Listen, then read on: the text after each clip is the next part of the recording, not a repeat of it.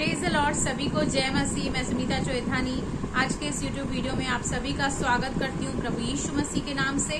और आज का जो टॉपिक है वो ये है कि परमेश्वर किस रीति से, किन तरीकों से हमसे बात करता है। क्या परमेश्वर बात करता है? क्योंकि हम पहले जब प्रभु यीशु मसीह में नहीं थे, हम जिनको परमेश्वर समझते थे, जो वास्तव में परमेश्वर नहीं थे, वो तो हमसे कभी भी बात नहीं करते थे, क्योंकि वो केवल एक मूर्तियां थी और मूर्तियां कभी किसी से बात नहीं करती हैं। लेकिन आज हम जीवित परमेश्वर की महिमा करते हैं, हम उसको सजदा करते हैं, उसकी स्तुति करते हैं।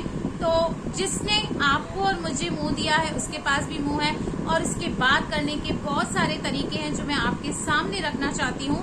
तो आप मुझे कमेंट करके जरूर बताइएगा, अंत तक इस वीडियो को देखिएगा और जानिएगा कि परमेश्वर आपसे भी किस रीति से बात करता है। क्योंकि आई एम श्योर कि परमेश्वर आपसे भी बात करता है, पर शायद आप समझ नहीं पा रहे हैं, शायद आप उसकी आवाज को डिसर्न नहीं कर पा रहे हैं। तो आप मुझे कमेंट करके जरूर बताइए कि परमेश्वर आपसे किस रीति से बात करता है।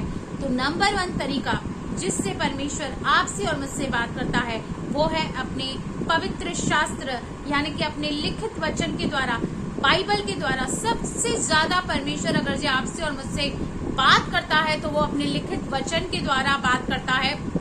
जब आप और मैं अपनी पर्सनल स्टडी करते हैं, जब हम बाइबल पढ़ते हैं, तब परमेश्वर हमसे बात करता है। जब प्रार्थना करते हैं तो हम परमेश्वर से बात करते हैं, लेकिन जब हम बाइबल का अध्ययन करते हैं तो परमेश्वर हमसे बात करता है। और परमेश्वर कभी भी कोई भी बात अपने वचन के विरुद्ध जाकर कभी नहीं हमसे करेगा। वो अपने वचन के दायरों में ही रहकर हमसे बात करता है। और दूसरा तरीका है अपने पवित्र आत्मा के द्वारा।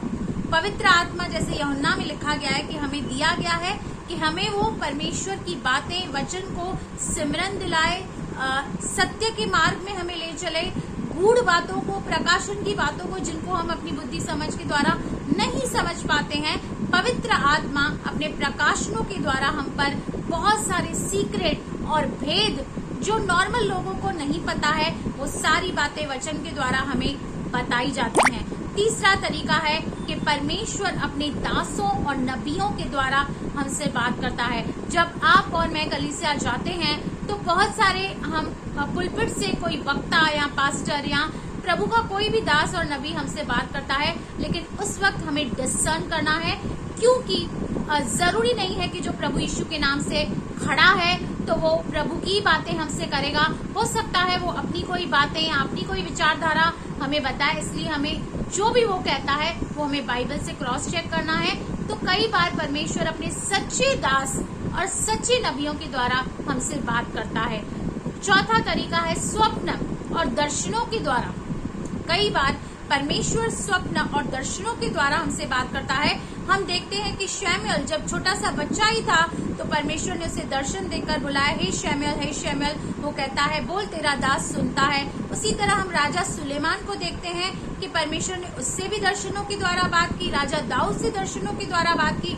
इसलिए हमें अपनी पर्सनल प्रेयर में परमेश्वर से दुआ करनी है, प्रार्थना करनी है कि वो स्वप्न और दर्शनों के द्वारा हमसे बात करे। और कई बार परमेश्वर परिस्थितियों के द्वारा, हमारी सिचुएशंस के द्वारा, वो हमारे मन, हमारे विवेक के द्वारा हमसे बात करता है। जो वचन ऑलरेडी हमने पढ़े हुए हैं, जो ऑलरेडी हमारे मन में स्टोर्ड है, कई बार परमेश्वर हमारी परिस्थितियों के द्वारा हमसे बात करता है। जैसे भाई पौलुस, जिसको एक कांटा चुभाया गया था और उसे तंग कर रहा था, तो उसकी परिस्थिति के द्वारा परमेश्वर ने उससे बात की और कहा कि मेरा अनुग्रह तेरे लिए बहुत है, मेरी सामर्थ निर्बलता में सिद्ध होती है।